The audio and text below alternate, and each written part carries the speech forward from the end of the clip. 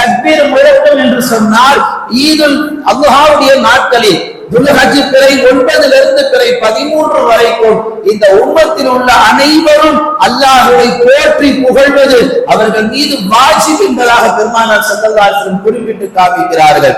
அல்லாஹ் சொல்லுவான் வரப்பக ஃபகபீர், உமது இரட்சகனை போற்றி புகழ்வீராக, பெருமைப்படுத்துவீராக. அல்லாஹ் எப்படிப்பட்டவன் என்பதை ஒரு மனிதனால் இயற்கையாக சிந்தித்து வார்த்தைகளை கோர்த்து எதுவும் அல்லாஹ்வை புகழ்ந்திட முடியாது. அல்லாஹ்வை புகழ்வதற்கு அல்லாஹ்வே வார்த்தைகளை சொல்லி தருகிறான். நீ பெரிதாக யோசிக்க வேண்டாம், நான் சொல்வதே சொல். அல்லாஹு அக்பர், அல்லாஹு அக்பர், அல்லாஹு அக்பர். இந்த வார்த்தையை சொல். இதை விட எனக்கு சிறந்த வார்த்தை வேறு ஒன்றும் கிடையாது. லா இலாஹ இல்லல்லாஹு வல்லாஹு அக்பர், அல்லாஹு அக்பர் வலில்லாஹில் ஹம்து.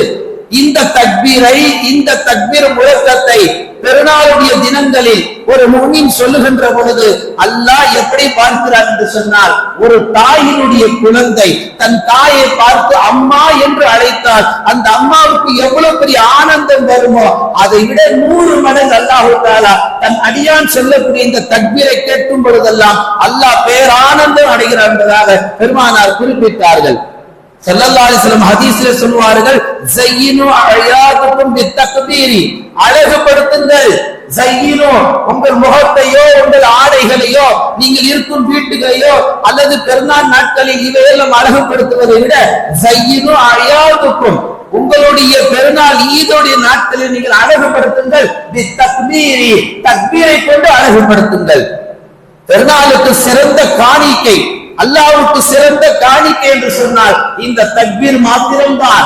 இந்த தக்பீரை எந்த அளவுக்கு இந்த உம்மத்து வேகமாக சப்தமாக நல்ல துணித்த குரலில் சொல்லுகின்றதோ அந்த சப்தங்களை வானவர்களும் கேட்டு மகிழ்கிறார்கள். அந்த சப்தங்களை கேட்கின்ற பொழுது அல்லாஹ் பேரானந்தம் அடைகிறார். ஏறக்குறைய இந்த உம்மத்திலே இந்த தக்பீர் முழக்கம் என்பது காலங்காலமாக குறைந்து விட்டது. முஸ்லிமுடைய சமூகத்தில் குறிப்பாக வாலிபர்கள், வளர்ந்து வரக்கூடிய வாலிபர்களிடத்திலே தக்பீர் என்று சொன்னால் என்ன என்ற விளக்கம் தெரியவில்லை.